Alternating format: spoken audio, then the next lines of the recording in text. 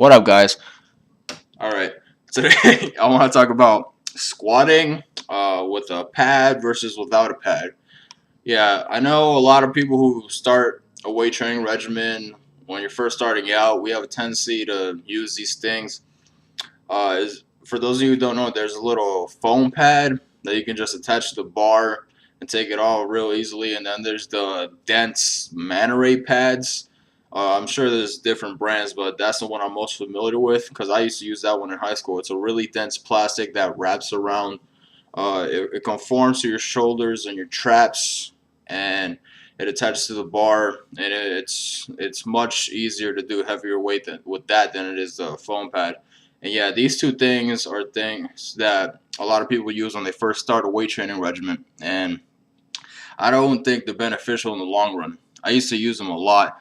And, when you're using these things, especially the dense manta ray pads, do you have a tendency to not keep your body as tight because you could keep your shoulders in a more relaxed position?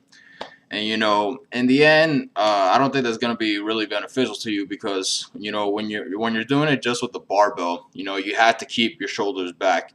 If you don't want the bar to slip off, you have to keep your traps tight, your back tight. You have to keep a firm grip on the bar. When you're using the manta ray pad, you don't have to do that really. You don't have to do it as much anyway. And yeah, it's taken away a lot of muscle fiber recruitment in the upper part. The stabilization muscles. It's taken a lot of that out. And what does that equal in the long run? Less growth. So, guys, I highly advise you to just start squatting with just a barbell. I know that if you guys have been using that thing for a while, and this is exactly what happened to me, you're not going to be able to do that same amount of weight without the pad. And that's why I say it's really a detriment to you because what if you don't have that pad one day? What if you don't have the collar?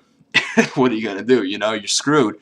You're not gonna be able to get as good a workout as you would if you had it. And this is why I took the decision upon myself when I joined the new gym after I graduated. They didn't have it.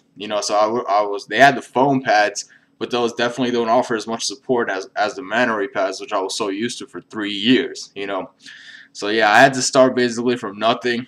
But, it's really not that bad. For you guys who are afraid to squat with just a barbell on your back, oh man, I'm telling you, in the long, just give it a month, all right? Give it a month of just getting used to lightweight with the bar on your back, and I guarantee you, the little bone, it'll start to calcify, of course. It'll get stronger. Your traps will get stronger, and they'll be able to support the weight more. And after a while, you're not even going to really notice it. It's just going to be as natural to you as when you're squatting with the collar. So yeah, guys, I definitely advise you to stop squatting with that thing. It's much more beneficial because you keep your shoulder. You get a lot actually. You get some trap activation from having to keep your shoulders back. Because you bring your shoulders back like this, and you hold the bar up like this. It's bringing in your traps some.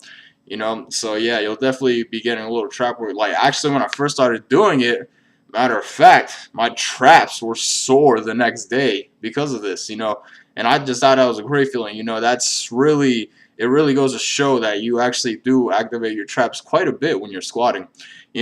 So yeah, guys, definitely do it. It'll help you out in the long run. It will only benefit you, and you'll look way more badass squatting without the stupid collar, you know.